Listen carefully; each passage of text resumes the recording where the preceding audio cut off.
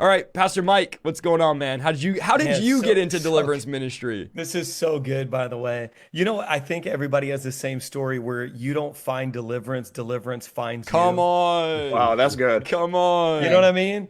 I Hmm. love that. But here's the thing. So in the late 90s, some of y'all were like little fetuses back then, but in the late 90s, I was a young leader in a church in the hood in South Chicago. I had a single mom with 5 kids on welfare, had come through multiple abusive stepdads, a lot of trauma in my home. And we were just faithfully attending a small Spanish Pentecostal church in South Chicago.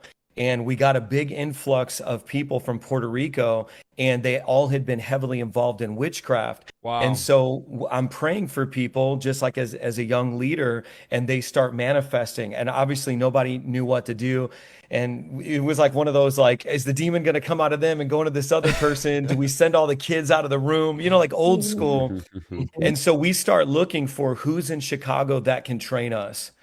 And I find this young minister at the time, and his name was Apostle John Eckhart. And he has a church in Chicago, and he actually comes in with his team and trains me and my team. And I'll never forget, it was hilarious because when Which they he'll probably came watch in, this, by the way. So shout out to him because that's crazy. The fruit that remains.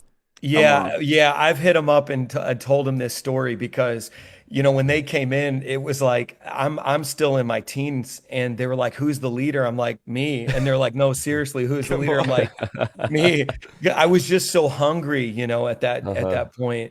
And so, anyways, they equipped and trained. Now, as Apostle John Eckhart became a prolific writer from that point on to see his ministry flourish, I realized more and more that God had done something very special in my life by enabling me to be, specifically trained in the early days of his ministry. And now that I'm the age that he was when he trained me, it's this surreal, like full circle generational shift. Wow. But anyway, so we started casting out demons, and then all of a sudden it became fun, and we're like, man, we could mop the floor with the devil. Like we have Come authority, on.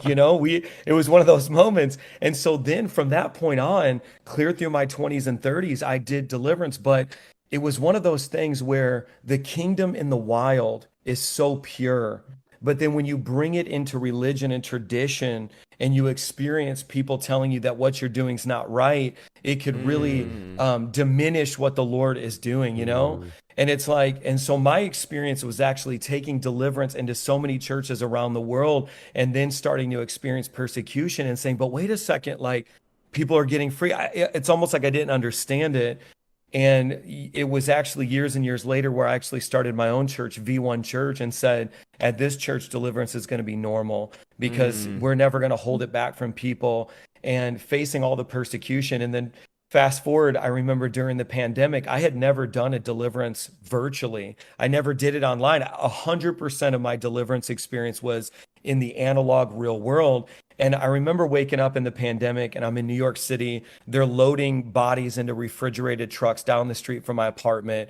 Apostle Pagani knows what I'm talking about.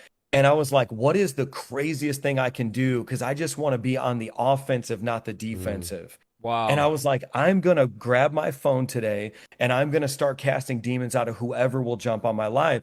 And I had never seen that done before. I didn't even know that Isaiah Saldivar existed, to be honest with you. I had seen some of Vlad's stuff. I had seen Apostle Pagani, but so, anyways, I jump on my phone and I just start casting demons out, and it just keeps going viral like every day of the pandemic. And that's when actually Isaiah reached out to me. He was like, "Bro, I've been watching your stuff on Facebook. Do you want to connect? Do you want to come on my show?" Which I didn't realize was going to change my life. And we Come did that on. broadcast called Digital Revival, I think Yeah, we yeah. called it. And it was all about deliverance. And then it just created this entirely new paradigm of releasing people. And then now, since that moment till now, almost 10,000 people have been trained globally to do deliverance. And they can't stop us, man. The Come movement is on. Come rising. It's like, on. we got you cornered, devil. Come on now. I love